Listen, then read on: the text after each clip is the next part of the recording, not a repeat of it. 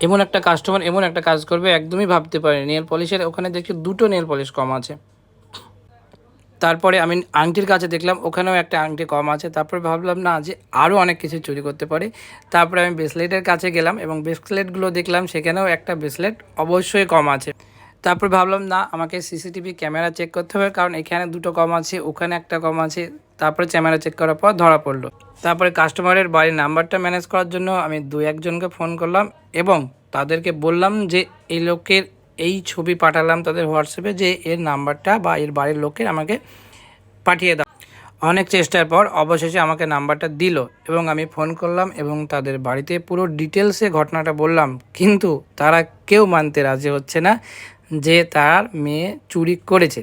তারা বলছে ফুটেজ কই, তুমি দেখেছো কোথায়, তুমি মিথ্যা কথা বলছো এবং দুর্নাম দিচ্ছ। আমি বলছি ফুটেজ দেখতে হবে, অবশ্যই দেখাবো, কিন্তু আমি চাচ্ছি না ঝামেলাটা হোক।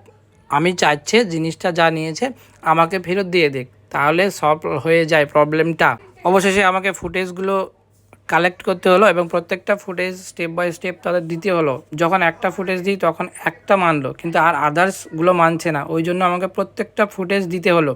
ফুটেজ দেওয়ার পর আরও আর্গুমেন্ট করছে যে না এত কিছু চুরি করতে পারে। অবশেষে বাড়ির গার্জেন সেই মেয়েটাকে চাপ দেয় এবং সব সত্য বার হয়ে যায়।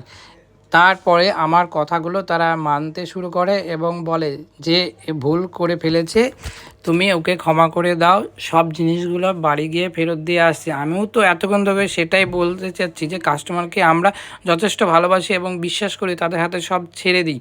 তো আমরা কেন যাব কাস্টমারকে অসম্মান করতে? তো আমিও লাস্টে কাস্টমারের সঙ্গে হাসিমুখে কথা বলে সব প্রোডাক্টগুলো ফেরত দিয়ে গেল এবং সংশোধন হয়ে গেল।